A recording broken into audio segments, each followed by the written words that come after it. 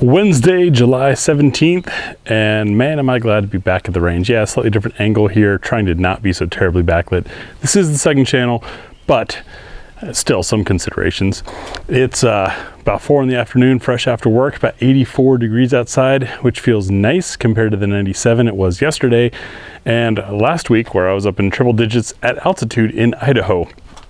Feels great to be back. I missed you guys. Did you miss me? I hope. Hopefully. But anyways, as you know, this stuff's filmed in batches, and so sometimes it's a while before I can get to the range. Case in point, last week I had a work trip that took me into Idaho.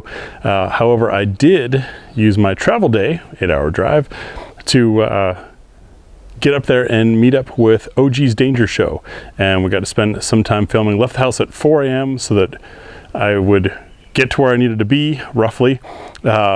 But meet up with Greg at 1 o'clock. We hit lunch, then hit the woods near his place, and then back to a studio. We were filming until about midnight. Unfortunately, sacrificed getting some of the bits that I needed to put videos of him on the GB Guns channel, but he's got plenty of stuff. I brought some toys up for him. If you're not a follower of OG's Danger Show, go visit him and tell him GB Guns sent you. Awesome dude, great guy. Nice to see him coming into his own with his own channel. He was previously the shotgunner, the guy that did the shooting over on Dow Fledermaus, one of the biggest channels out there and the original channels of gun tubing, if you will. But yeah, had that trip, and then before that we went out to visit SIG. You guys have already seen the footage from that. That was a pretty cool trip, but also very exhausting and limiting us from doing conventional range time. So now on a Wednesday, I'm finally here, and I'll show you what I'm working on. A lot of these patrons have already seen the tabletops of. I've got the Bersa B1911. This is a US made. This is Bersa USA, 100% made in the US. Very handsome 45 1911, sort of a blend of classic and modern on it. Have the Balistik Defence Adam 9B, an interesting piece here, 9mm. Also very handsome. It's got some high-tech modern stuff, some throwback stuff. It's kind of a neat build to it. A note on it for those of you that have seen the tabletop: I had some struggles with the barrel bushing. Let them know about it, and they've already made changes to their barrel bushing design to make it a little bit easier. So good on them for quick response.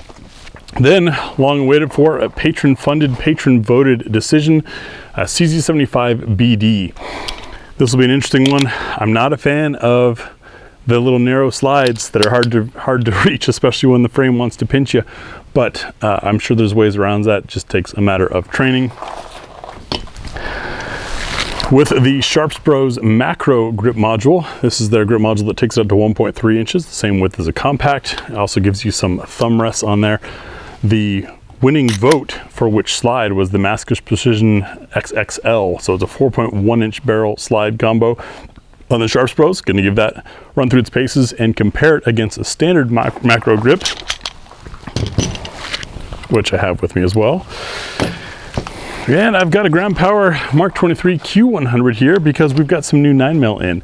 Thanks to our Ammo Squared supporters, we recently got a resupply. Those of you who don't know, I have a deal going with Ammo Squared. Those who sign up for it through my link, rather than me getting paid, that same value, the percentage of whatever you spend that they would be paying to a traditional influencer, goes into the GB Guns ammo account, and it is largely how we keep shooting on this channel, because thanks to so many of you doing it, there's enough money there to keep ammo flowing, even through the ammo crunch that happens the last couple of years. We did it. We got some new 9mm, and while I had been using a Mark 12 K100, decided to mix it up. Same barrel, same specs, so there shouldn't be any changes there. But modernize it with a Mark 23. And I went Q100 instead of K100 because why not? I'll figure give it a try. No promise I'm going to get through all of these today, though 84 feels much better than 104. It's still hot and I don't like heat, so I'm going to do my best to get through these.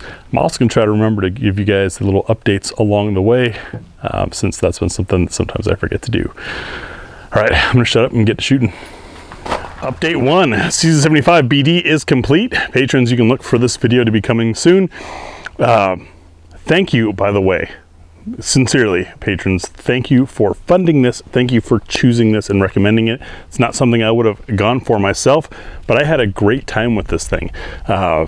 Trigger on it is nice. I hear lots of noise on the internet about changing CZ75 triggers and all this cool aftermarket. I don't know why you'd want to.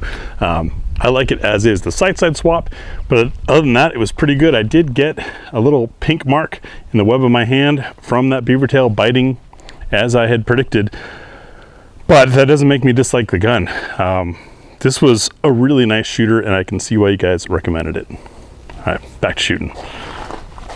Adam 9B complete. Patrons, watch your inbox for the shooting video on this. Everyone else, head on over to the depot. The article should be live soon. Pretty nice gun. I had my reservations about it. Some of the features that weren't there, I was surprised about, even though they included other features, as I mentioned in the tabletop video. But when you've got an all-steel 1911 like this, you don't necessarily need all those bells and whistles for the gun to shoot well. Went pretty nice. I also just completed, and that's when I remembered that I failed to give you guys the update on the B1911, the Bersa. Handsome piece, shoots as good as it looks. It's about what you'd expect, and I think it helps place Bersa in the 1911 market. I know when you think Bersa, you think Thunder 380. Those are Argentine aluminum frame, over 1 million of them in the US. This is Bersa USA. Yes, part of the Bersa brand, but a US manufacturer making things in America and starting off with the American classic 1911. And I think they did a pretty good job of it. I'm going to call it a day from there. The Sharps Bros grip module comparison and that ammo test that I wanted to do, it's just too hot. I'm getting too tired. And could I stay out and keep shooting? Yes, for sure. But I also know that when I get hot and tired, my performance suffers. And somehow some viewers seem to take me having not an ideal range day as the product or the thing I'm reviewing being the problem. So to be fair to Sharps Bros and fair to that ammo, I'm not going to do it today. I'll come back out when I'm fresh. Thank you guys for your support, and see you in tomorrow's video.